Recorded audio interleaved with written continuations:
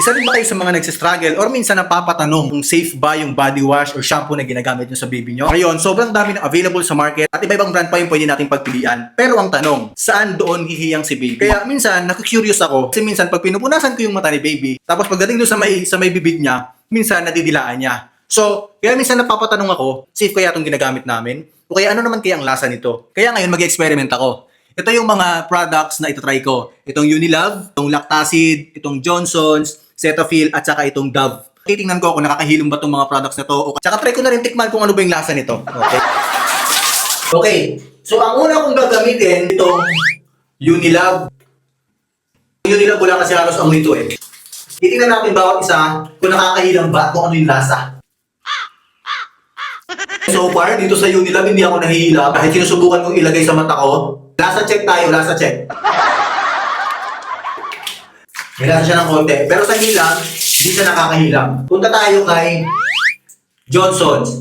Pakita ko guys pa. Itong Johnson's & Johnson's, mabango siya. Okay. Yung Johnson's medyo, may hilang siya ng konti. Pero kasi tapang ng mga sabon ng mga pangmatatanda. Lasa check tayo. Hindi sila halos nagkakalayo ng lasa ng Unilove. Light lang siya, light lang. Baka pagkatapos ng video na to guys, baby face na rin ako. Tapos na tayo sa dalawa, ay grabe bumata agad ako. Next, itong Dove. Ito to, baby wash. So far, ito pa lang yung may kulay. Yung amoy, light lang din. Ay natin, nakahilang. Okay, may hilang din siya konti para dun sa Johnson. Sa lasa naman, okay, yung lasa ng Dove, mas light siya dun sa dalawa. Yung lasa nila parang mapait. Next, itong Lactacid.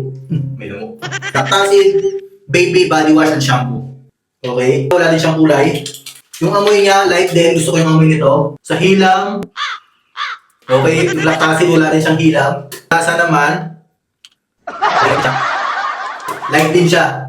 Okay? So far, ito yung pinaka-light sa kanilang lahat, sa lasa. Sa hilang, wala siyang hilang, guys. So, last itong Cetaphil Moisturizing Bath and Wash. Kulay, okay, may kulay siya ng konti. Mas light siya dun sa Dove. Sa amoy, mabango siya. Okay, hilang test. Okay.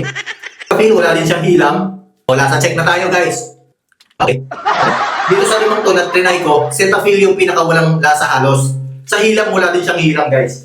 So, walang hilang tong tatlo. Itong tatlo, walang hilang to. Itong Dove, tsaka itong Johnson's, meron silang konti. Okay, so yun lang guys. So sana makatulong tong video na to sa inyo sa pagpili ng tamang sabon at shampoo para kay baby. Mukha talaga akong bumata dun ah. Good luck sa pagbaligo kay baby.